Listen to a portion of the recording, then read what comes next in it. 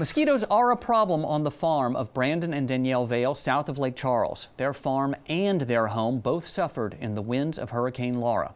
As TWILA's Neil Melancon tells us, the Vails still consider themselves lucky, especially when they look at what some of their neighbors went through. Cleaning up from Hurricane Laura literally sucks for rice farmers. Here on the Vail farm just north of the Cameron Parish line, they're using vacuums to get the rice crop onto trucks, salvaging what they can. At this location, the hurricane's winds removed 6 of the 7 roofs off the grain bins. You're not normally supposed to see daylight here, according to Brandon Vail. Insurance has stepped in at this point. They know what I had in the bin. They know my totals.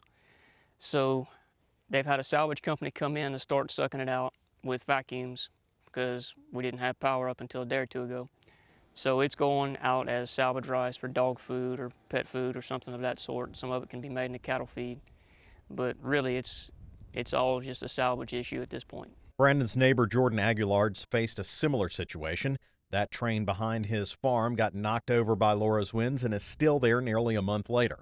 However, while half the rice bins here don't have roofs, all of his rice is uninsured. As you can see, it took this barn down behind me, but worse than that, I had grain in all 6 of these bins and removed the tops off of 3 of them. I didn't have insurance on this rice once it left the field, so I did everything I could to salvage what I could. But I was able to get some generators over here and get it dried down and some heat on it, you know. And I was able to repair the equipment and get it moved to another set of bins that had cover. Brandon's wife Danielle works a full-time job, and on the farm, she primarily takes care of their cattle operation, which fortunately didn't see any storm surge. The clouds of mosquitoes that have erupted since the storm are another problem. My sister-in-law, who's a veterinarian in Alabama, had told us about this.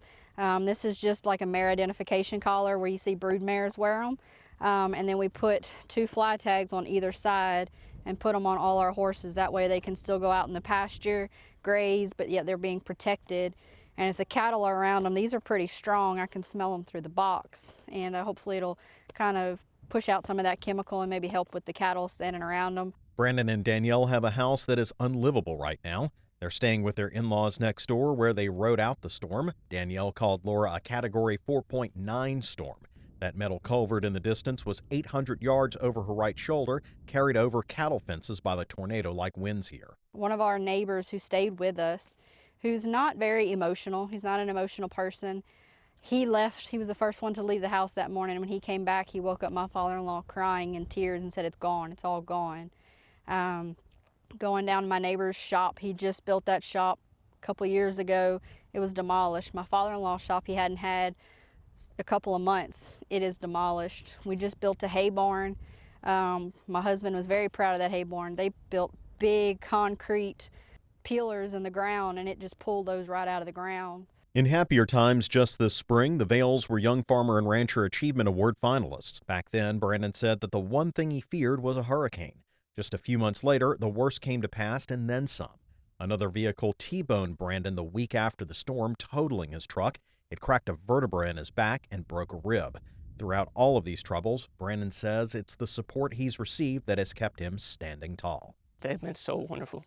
Just people that'll show up from 3 or 4 hours away, bring gas, food, diesel. Even just somebody just to come talk to you.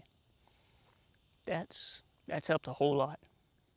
Now, the wind is blowing here today, but not like it did when Hurricane Laura came through and knocked down these rail cars for miles in every direction, that way and that way. The wind was the primary driver of damage here in rural Calcasieu Parish, and that caused roofs, as you saw, to get ripped off of grain bins, spoiling a lot of the rice that's grown in this area, but not enough to dampen the spirits of the farmers who say, while this sun's shining, they're going to be rebuilding. Reporting from Calcasieu Parish, I'm Neil Melancon. One good thing about the timing of the hurricane is that it came after the rice crop in that area had been harvested and before the heads opened for the second crop of rice. Harvesting that ratoon crop begins in earnest in October.